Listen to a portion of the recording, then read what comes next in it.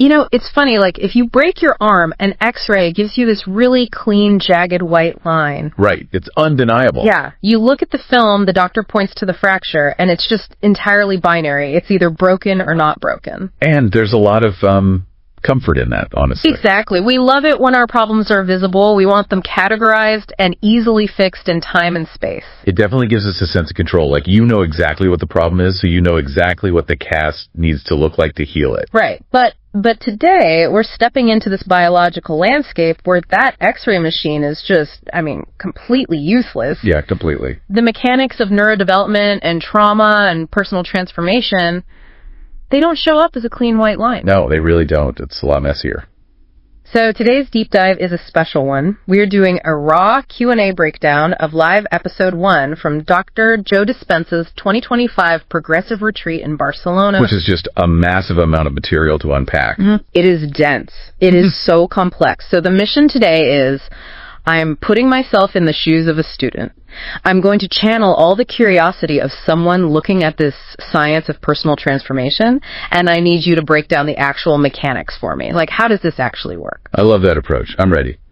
But just to set the ground rules before we get into the heavy biology here. Oh, yeah, the disclaimer. Right. We need to make it explicitly clear to everyone listening that everything we're about to unpack today is based entirely on our personal interpretations of Dr. Joe Dispenza's teachings. Right. We aren't him. We're looking at the source material, breaking down the neurology, and translating these massive concepts into, actionable science for you. Exactly. Perfect. Because the central hook of this entire retreat, the core paradox that we have to unravel today, is just wild. It really challenges everything we think we know. Right. According to the material, you, me, everyone listening, we already have all the biological and neurological machinery to heal ourselves. Yeah, the physical hardware is already there. We have the hardware to create an entirely new reality. But, and this is the crazy part, the reason we haven't done it, is that our brains are currently functioning as living artifacts of our past. Yeah, that's the really unsettling reality we have to confront first. Unsettling is the word. I mean, you are walking around with a biological supercomputer capable of rendering a brand new future, right? But by default, you're using it to just endlessly replay a VHS tape of yesterday. Which brings me to my very first question as a student here.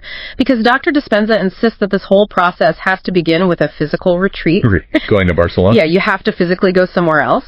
So why is it biologically necessary to physically remove yourself from your daily life to start this? Can't you just sit on your couch, put on some headphones, and learn this material at home? The short answer is, your couch is basically the enemy of your new reality. Wait, my couch is the enemy? Yeah, biologically speaking.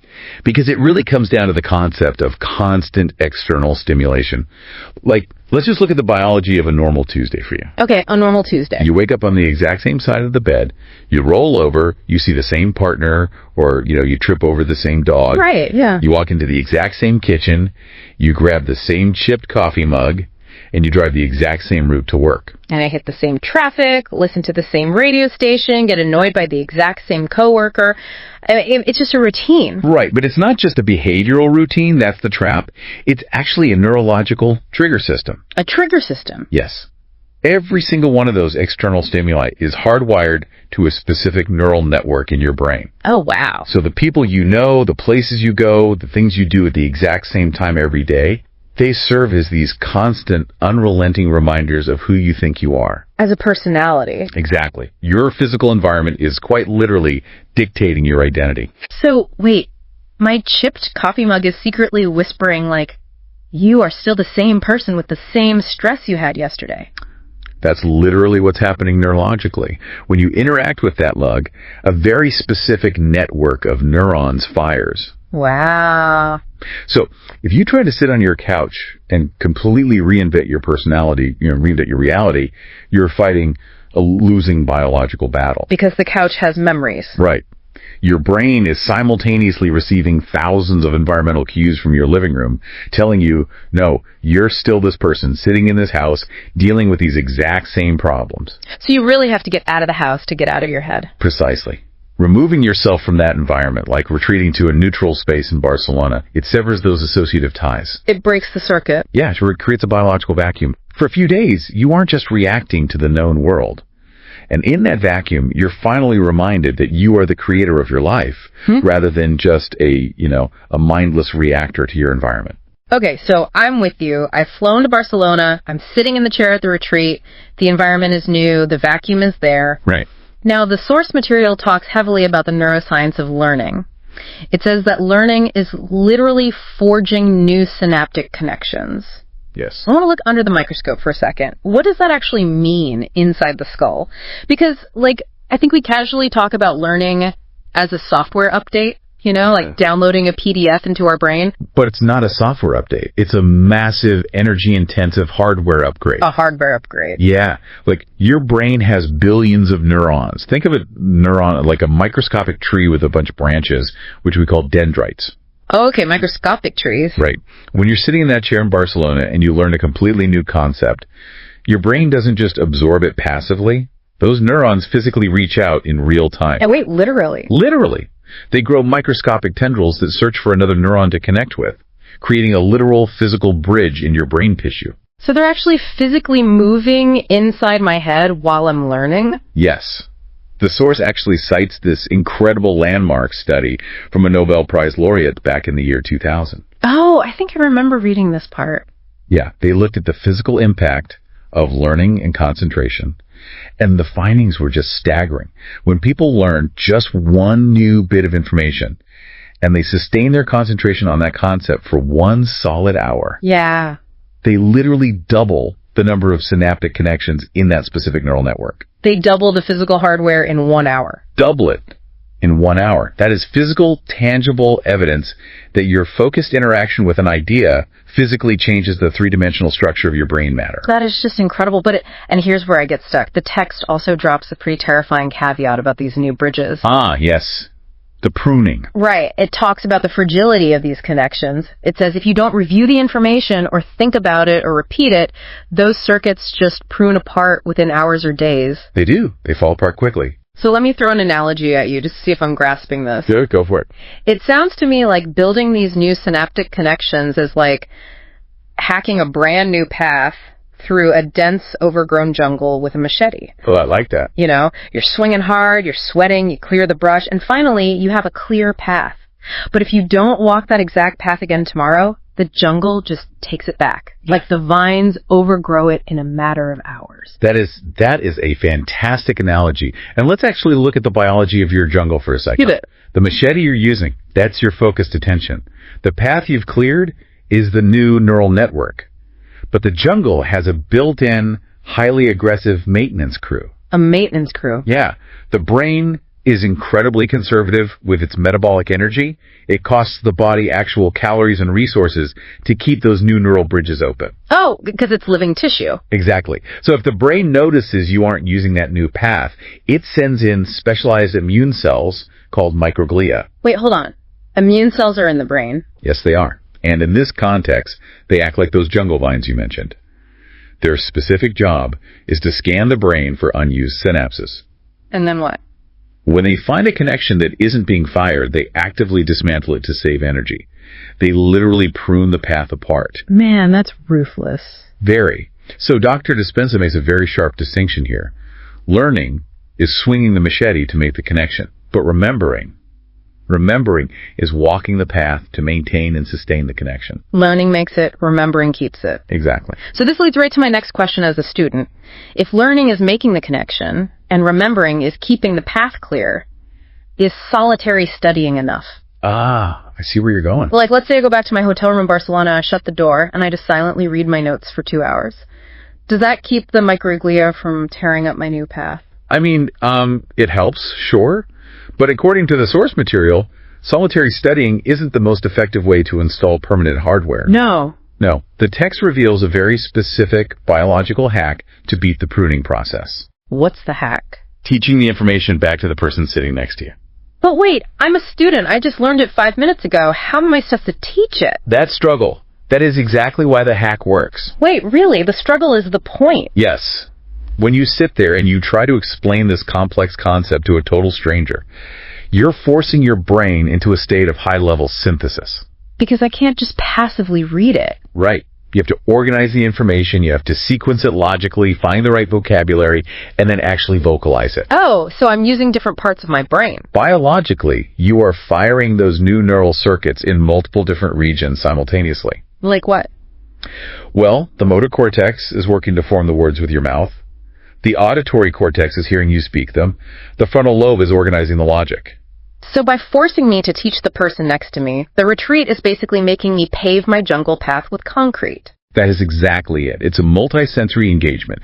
This active exchange of information is what signals the brain that this path is vital for survival. And it tells the microglia to back off. Exactly. It moves the information from short-term fragile connections into long-term structural hardware. Okay, so we've established how we are learning. We're physically building brain hardware by focused attention, and we're cementing it by teaching each other. Right. But now we have to look at what we are actually learning. And I've got to say, as a student looking at the syllabus for this retreat, I'm genuinely confused. Oh, so?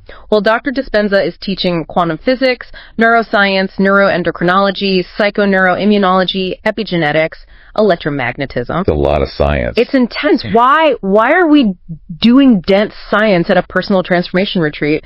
Like, why not just sit on a cushion and learn traditional mindfulness or breathing techniques? That's a great question. And it comes down to a profound philosophical shift that really acts as the foundation of his entire work. The source material states explicitly that science is the contemporary language of mysticism. The contemporary language of mysticism? You're going to have to unpack that for me. Okay, think about the history of human transformation or spirituality. The moment you introduce religion, culture, ancient traditions, or even specific spiritual dogma into a room full of thousands of people, you get division. You instantly create division. Yeah, because everyone has their own baggage, right? Some people have trauma associated with religion, or they just have different cultural lenses. Exactly. People naturally filter traditional teachings through their own historical biases. But science is objective. Gravity doesn't care about your cultural background. Right. Synaptic plasticity works the exact same way in a CEO from New York as it does in a farmer from Spain. Science creates a unified community. Oh, I see. If everyone in that room is learning the exact same biological mechanisms, they're all installing the exact same objective neurological hardware. It strips away all the superstition. Precisely. Right. The goal is to remove all doubt. Like, let's look at the fields you mentioned. Yeah, there are a lot of them. Neuroendocrinology is just the study of how your brain creates hormones. Psycho-neuroimmunology is the study of how your thoughts physically alter your immune system. Okay. Epigenetics is how your behaviors actually turn genes on or off. By combining all of these, the text says you are building models of understanding. So what is the biological benefit of this model of understanding? Like, if I know the science, what actually happens in my brain? It eliminates conjecture. When you understand exactly what you are doing biologically and exactly why you are doing it, you assign genuine meaning to the task. Right, I'm not just blindly following instructions. Exactly. You aren't just meditating because someone told you it's good for you. You're meditating because you know it's regulating a specific immune response. And when you assign that level of meaning, you switch on a very specific part of the brain, the prefrontal cortex. Ah, the prefrontal cortex. The text calls this the boss of the brain. Yes, it's the region located right behind your forehead. When the prefrontal cortex switches on with a clear understanding of the science, it acts as the supreme commander. The boss. It sets an intention.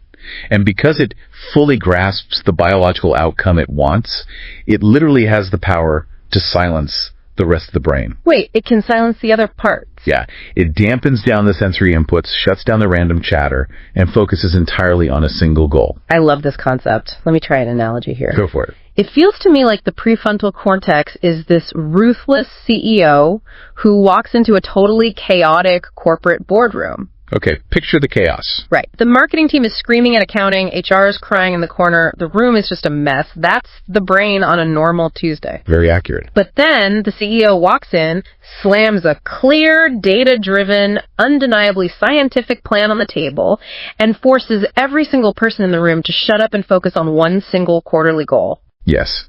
And to take your boardroom analogy just a step further, the CEO doesn't just yell for quiet. The CEO sends out highly specific memos that mandate compliance. What are the memos? Biologically, those memos are neural signals that actively inhibit other brain regions. The CEO, which is your intention, aligns the chaotic board of directors. Wow. And the text notes that when you get your intentions to match your behaviors, when your mind and body are working perfectly together toward that single goal without distraction, you are guaranteed to have a new experience. Wait, stop right there. I have to push back on this unified scientific model thing. Okay, push back. You mentioned combining quantum physics and Newtonian physics to create this plan, but I mean, any first-year physics student will tell you those two rule sets completely contradict each other. On paper, yes, they do. Right. Newtonian physics governs the big macroscopic world, gravity, apples falling, predictable cause and effect. But quantum physics governs the microscopic world of subatomic particles, where things are unpredictable, where particles can exist in two places at once in fields of probability. Right. So how does slamming those two contradictory sciences onto the boardroom table not just create a messy, confused model in the student's brain? That's a really fair point. In a traditional university physics department, reconciling them is, the great unsolved problem of physics. Right. But in the context of this biological retreat, they aren't trying to write a unified field equation for a textbook. They're using them to build a three-dimensional tapestry of personal reality. A tapestry, how does that work? Let's break it down. Newtonian physics perfectly explains the reality you're currently experiencing right now. It explains your dense physical body, your predictable environment, and the linear progression of time. Okay, the heavy, slow stuff. Exactly. But quantum physics explains the realm of possibility. It explains the invisible field of energy where a new reality, like a new state of health or abundance, exists as a probability before it collapses into dense physical matter. Oh, I see. By stitching these two fields together in your mind, you are creating a complete map. You are charting a course from the present physical state, which is Newtonian, to the future possible state, which is quantum. So the source says that as you add these new concepts into the three-dimensional tapestry of your brain, you are literally changing the wiring. Yes. This goes right back to Hebb's law. Nerve cells that fire together wire together. Right. By comprehending both the physical reality and the quantum possibility simultaneously, you build a neural network that spans both paradigms. It leaves absolutely zero room for doubt. And when doubt is eliminated by the CEO, the mind and body can finally execute the plan. Okay, this brings us to what I think is the most mysterious and honestly crucial part of the entire deep dive. The chemical bridge. Yes, the CEO has slammed the plan on the table. The prefrontal cortex has set the clear, scientifically backed intention.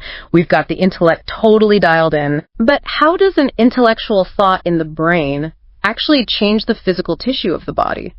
Like, I can think about having a six-pack all day long, but I don't magically get abs. Sadly, no. What is the exact physical mechanism that turns a theoretical thought into a permanent biological change? Okay, this is where we cross from intellect to emotion. The source breaks down the genesis of an emotion very, very precisely. Okay, walk me through it. When your prefrontal cortex sets an intention and you finally have a new experience, those jungles of neurons in your brain begin organizing themselves into specific patterns. The paths we cleared with the machetes are now, linking up into a massive highway system. Exactly.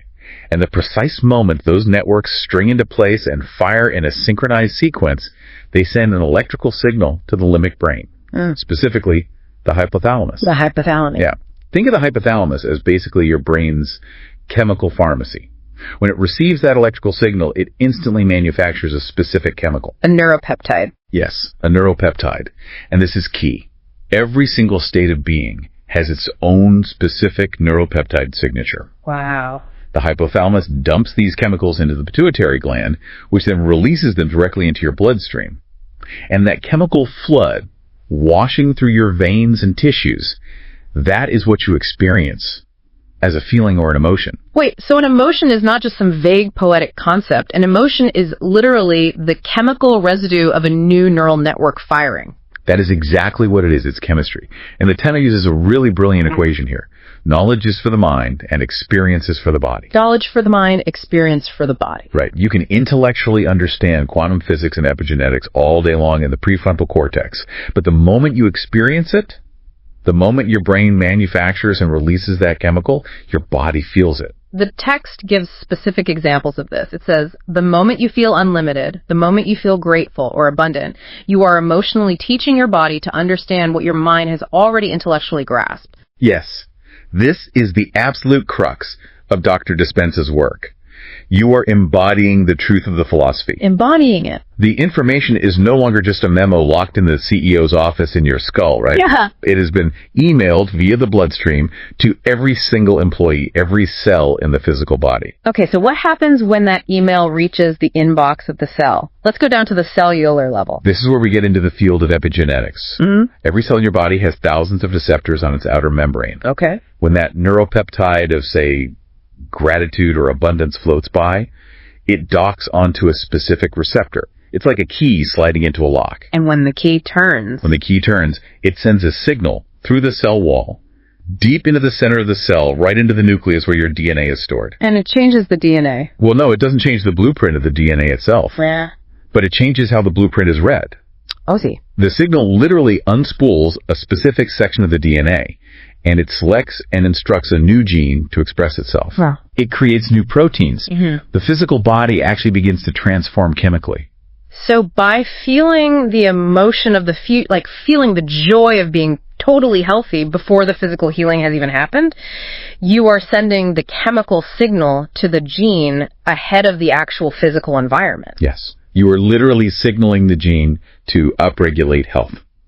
I want to try and contextualize this progression because it's just massive. It is. It's a lot to take in. It reminds me of learning to drive a manual transmission car. Oh, perfect. Yeah. Right. When you first sit in the driver's seat, the entire process is strictly intellectual. Your prefrontal cortex is exhausted just reciting the manual. Like, okay, left foot pressing the clutch, right hand on the stick shift, ease off the left, press the gas with the right. And you're sweating the whole time. Exactly. It's clunky, you're stalling out in the intersection. It's a completely mental exercise. But you aren't truly a driver until your body feels the friction point of the engine. Yes. When the physical body feels the vibration and your hand shifts gears seamlessly without a single conscious thought, that is the chemical bridge. That is a flawless analogy. You move from the mind intellectually understanding the mechanics of the clutch to the body chemically experiencing the shift to eventually the whole process becoming an automatic state of being. But I have to challenge the timeline on this. Sure. The source material says, if you've done it once, you should be able to do it again. And when you've done something so many times that your body now knows how to do it better than your conscious mind, it's innate in you. Right. How long does that actually take? I mean, we are talking about instructing new genes to heal diseases. Yeah. Is it really as simple as just generating a feeling of gratitude a couple of times? No, not at all. The mechanism itself is simple, but the execution requires a relentless, almost militant dedication. Militant dedication. The text calls this process neurochemical conditioning. You have to repeat the experience over and over and over again. Every single time you generate that emotion of abundance or health, you are chemically conditioning your body. You are dripping that new chemistry into the cells day after day. Yes, and the goal is to drive this process through 3 distinct phases. From philosophy to initiate to master. Or from thinking to doing to being. Thinking, doing, being. When you repeat the chemical feeling of health so many times that it becomes automatic, easy, and familiar. When your body knows how to feel healthy, better than your conscious mind knows how to worry about being sick, you have achieved mastery. Wow. You have literally become the knowledge. Learning it with your head, applying it with your hands, knowing it by heart, believing, behaving, becoming. Exactly. So we've dissected the mechanical process. We understand the biology of thinking, doing, and being. But now we really have to look at what happens when a student actually achieves this mastery at a retreat. Right, the results. Because the claims made in the source material are, frankly, they're staggering. They are extreme, undeniable, medically documented examples of biological transformation. Right. So as the skeptical student, I have to ask, what are the tangible, real-world results of successfully instructing new genes? Like, what actually happens to the people who master this neurochemical conditioning? Well, the source material provides a very specific list of conditions that students at these retreats are reversing. We are talking about stage 4 cancers and stage 3 cancers completely disappearing. Reversing stage 4 cancer just by changing their internal chemistry. That is what the data and the source material reflect. But the list goes well beyond cancer. It explicitly details the healing of rare genetic disorders. Disorders that have no cure. Conditions that traditional allopathic medicine has absolutely no solution or treatment for. It mentions people completely reversing multiple sclerosis, lupus, and even severe paralysis. Wait, paralysis? People are regaining mobility because they aligned their prefrontal cortex and flooded their body with new neuropeptides. Yes. The body is rebuilding tissue and neurological pathways based on the new epigenetic signals. That is just hard to wrap my head around. I know, but the text notes that the results aren't even strictly limited to physical healing. People are applying this exact same biological mechanism to completely overhaul their external reality. Like, what else are they doing? They are creating massive wealth, generating absolute abundance, landing dream jobs out of nowhere, and having profound mystical experiences that transcend human language. Okay, here comes my heaviest pushback. I figured this was coming. When anyone listening hears stage 4 cancer reversed or rare genetic disorders cured by thought and emotion, the immediate cynical reflex is to assume these people are anomalies. Of course, it sounds impossible. Right. We assume they must be lifelong monks or spiritual savants who have meditated in a cave in the Himalayas for 40 years. Are we genuinely supposed to believe that average, everyday people are doing this in a matter of weeks? That is the most critical point Dr. Dispenza makes in the entire text, and he emphasizes it over and over again. He explicitly calls them common people around the world doing the uncommon. Common people. He literally says, they look just like you, just like you. So there's no special genetic predisposition, no secret mystical lineage? Absolutely none. The text states strictly, you and I have all the biological and neurological machinery required to do this. We all have the same prefrontal cortex. We all have the same capacity for neuroplasticity. The same epigenetic potential. Exactly. We all have the exact same epigenetic potential in ourselves. The physical hardware is standard issue for a human being. So the only difference is that the people achieving these miracles successfully moved from knowledge to experience to wisdom. They put the grueling work in to condition the body. Yes. They successfully ran the software program of clear intention and elevated emotion until it physically changed the hardware of their biology. Okay, let's unpack the dark side of this then. The dark side. Yeah, because if common people can do this, and the biological machinery is built into every single one of us from birth, why aren't we all walking around as perfectly healthy, abundant masters of our reality? Why aren't we all waking up and consciously creating incredible futures every single day? If the formula is just intention plus emotion, why is it so incredibly difficult to change our lives? Because of a devastating statistical reality that the source drops like a bombshell. What is it? 90% of your thoughts are the exact same thoughts as the day before. 90%.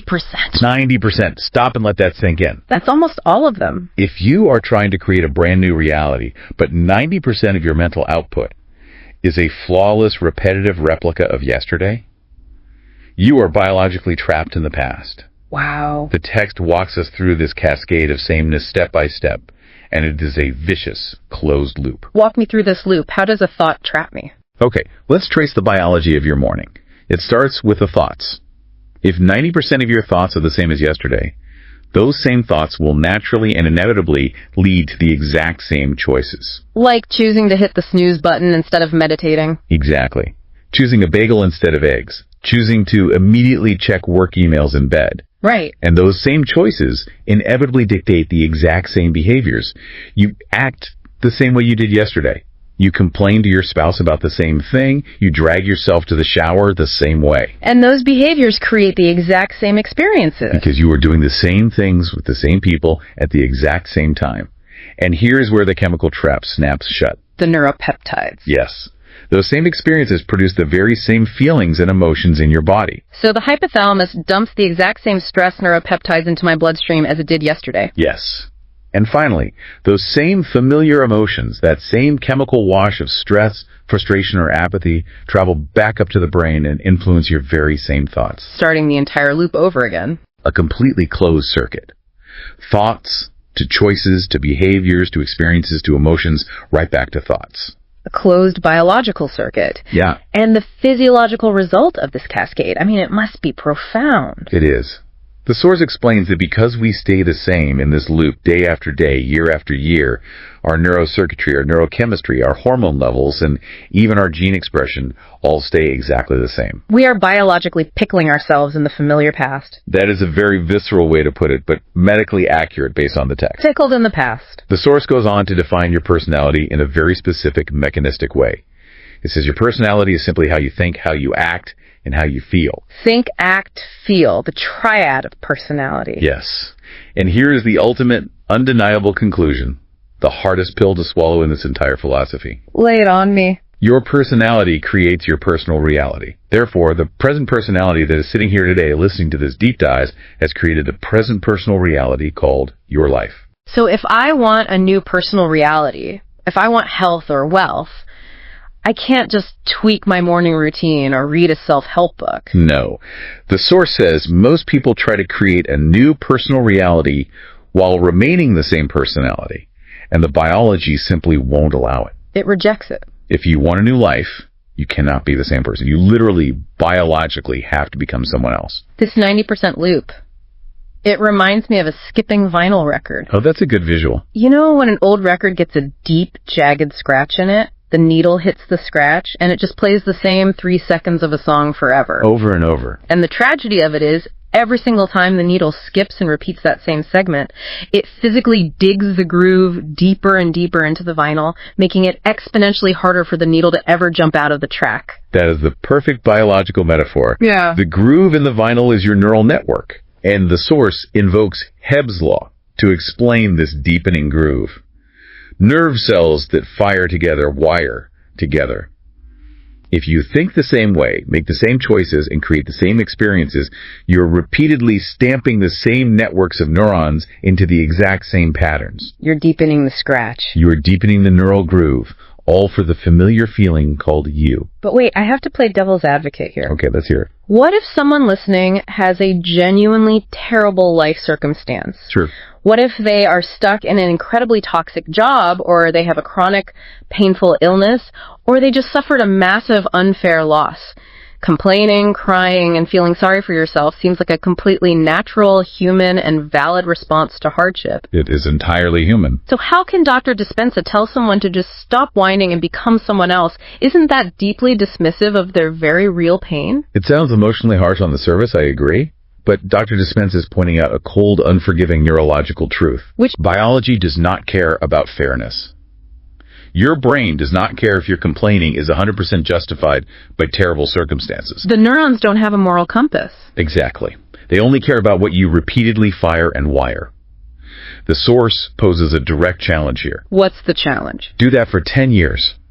If you complain, blame, make excuses, and feel sorry for yourself for 10 years, even if it is completely justified, you hardwire your brain into a very fixed pattern of attitudes, beliefs, and perceptions. You wire it for suffering. You fire and wire it so many times that it becomes an unconscious, automatic behavior. It becomes a deeply ingrained habit. And once it's a habit. Your emotional responses are on autopilot. You're the exact same person every single day, trapped by a brain that has physically wired itself to suffer. Biology doesn't care about fairness. That is terrifying. But it's also incredibly empowering. It means the steering wheel is completely in our hands, even if we are the ones who drove ourselves into a ditch. That's a great way to look at it. But this brings us to the final and perhaps most difficult hurdle in this whole process. We now know we have to change our personality to change our reality. We have to break the vinyl record. Right. But there is one massive physical hurdle standing in the way. The brain itself. Because the brain is the artifact. Right. So for the student who realizes they are stuck in the 90% loop and desperately wants to change, how does trauma or strong negative emotion physically anchor us in the past, making it so incredibly impossible to step into this new future? We have to look at what the brain actually is right now in this present moment. The source defines the current state of your brain as a living record of the past. A record of the past. It is a biological artifact of everything you have ever learned and experienced up to this exact second. It is the autobiographical self. So my brain isn't a blank slate looking forward to the future. It's a fossil record of everything that has already happened to me. Exactly. And this leads to what the text calls the morning trap. The morning trap. Imagine waking up in the morning. Your brain is already a record of the past. The moment you open your eyes before you even move, what is the very first thing most people do? They start thinking about their problems. They start thinking about their problems. And what are those problems? I have to pay this credit card bill. I have to deal with this micromanaging boss. My lower back is killing me. Yes. But they are not abstract philosophical concepts. The source says those problems are physical memories etched into the brain, intimately connected to certain people, things, times, and places. Oh, wow. The moment you start remembering those problems, your brain starts firing those old networks. You are literally thinking in the past. You haven't even gotten out of bed, your feet haven't touched the floor, and you are already living in yesterday. When it gets worse chemically. Of course it does. Every one of those problems has a specific emotion associated with it. The moment you remember the credit card bill and feel anxiety, or remember the boss and feel unworthy, the hypothalamus dumps those specific neuropeptides. The chemical flood again. Your physical body is instantly dragged back into the past. Because thoughts are the language of the brain, and feelings are the language of the body. Yes. And this reveals the body's ultimate tragic blind spot. A blind spot. The physical body is entirely objective. It literally does not know the difference between a real-life external experience creating an emotion and an emotion that you fabricated by thought alone while lying safely in your bed. Wait. It can't tell the difference between a real threat standing in front of me and a memory of a threat from 10 years ago? To the body, they are identical.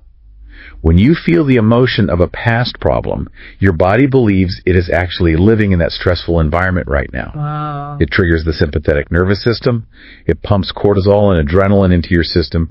It takes only a thought and a feeling, a stimulus and a response, to biologically condition your body to become the mind of that emotion. Let me bring in an analogy for this, because this blind spot is just the most fascinating part of the text to me. Let's hear it. It sounds like the brain taking trauma snapshots is like a security camera in a bank that hyper-focuses on a violent robbery. Okay, a bank robbery. The robbery happens, it is terrible, the camera records the trauma, but instead of the bank fixing the broken window and moving on, the security guard just sits in the booth watching the tape of the robbery 100 times a day. Yes. And as he watches, he's sweating, his heart is pounding, he's flooded with adrenaline, completely believing that the robbery is happening right now, even though the bank is completely empty and perfectly safe. That is exactly what happens with trauma, according to the source.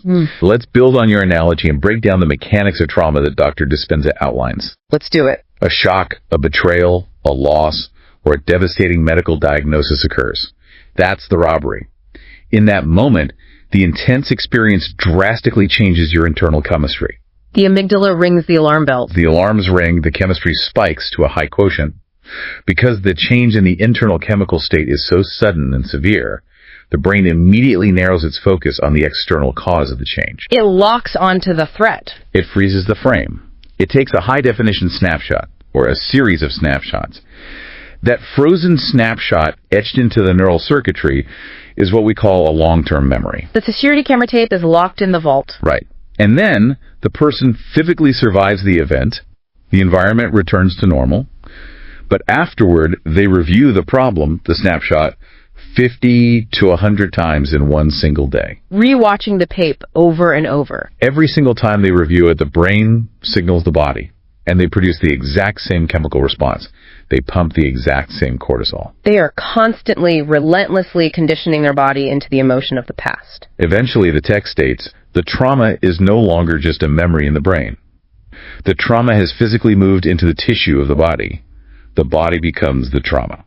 So here's my final pushback as a student trying to put this all together. Okay, final question. If thoughts are the language of the brain and feelings are the language of the body, what happens when they speak two entirely different languages? What do you mean? Like, what if I fly to the retreat in Barcelona, my prefrontal cortex is switched on, my intellect is visualizing a bright, healthy, abundant future, but my physical body is stuck as that terrified security guard? A mismatch. Yeah.